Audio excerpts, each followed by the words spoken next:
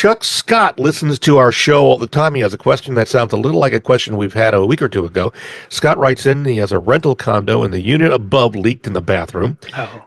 Yeah, it seems like that's a common problem these days. The renter who's renting it says it looks bad. The water leak did some damage in Scott's unit. The condo association contacted the owner of the unit above Scott's, the owner of the unit above Scott says he installed some new plumbing and that everything's working properly and not leaking. And he's refusing to let the condo association representatives in to examine and fix the plumbing leak. Now, the condo association, according to Scott, tried to enter the unit above Scott's, but the master lock's been changed, and now they plan to have a locksmith change the lock and enter the premises. So Scott wants to know, what legal action can he, as the owner of the unit being affected below, can he take against the owner above him for the hardship that the renter has experienced, the damage, and what happens if the renter leaves at the end of the lease because he's not happy with the condo's condition? Chuck. First thing he needs to do is contact his insurance company and let them know, because that's who's going to be carrying the heavy weight here. They're going to push this claim, just like in a car accident. If somebody rear ends you, you contact your insurance agency, and then they get with the insurance company of the person who ran into you, and then you let them do the heavy lifting. So that's in the cases that I've seen, it'll usually be something like, hey, we ran chicken bones or, rice down a pipe. It exploded. Now it's all over the unit below. Unit below will get with their insurance company. Their insurance company goes after the unit owner above, and unit owner above will say things like, well, it's not me, it's the condo.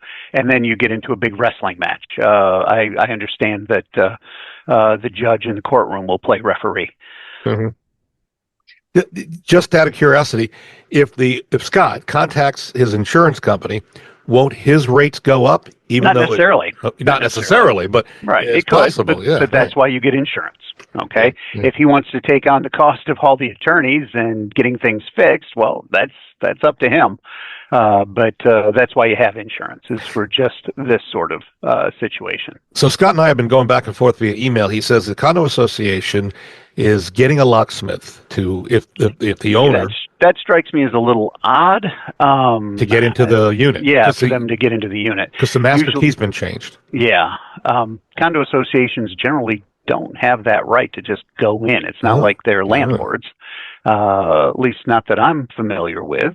Maybe this one's different. Maybe the bylaws allow for that sort of thing. And if it's an emergency, I'm betting there probably is some recourse they have in that regard. But that's not anything that's going to help out Scott. Yeah. We're seeing more and more of these. Is there any advice you want to give to any of our condo owner listeners? Well, make sure your insurance is paid up. Okay. Yeah, you want to have the insurance. Because like I said, that's what they're there for. The damages to his roof, etc., that's going to need to get fixed. Is he going to pay for it? Well, no, that's why you have insurance. And the insurance will go after the party who causes the damage as well. Got it. All right. If you hear something that you want to hear again, or see it, actually, we have a way to do that. You can go to LouisvilleAnswers.com.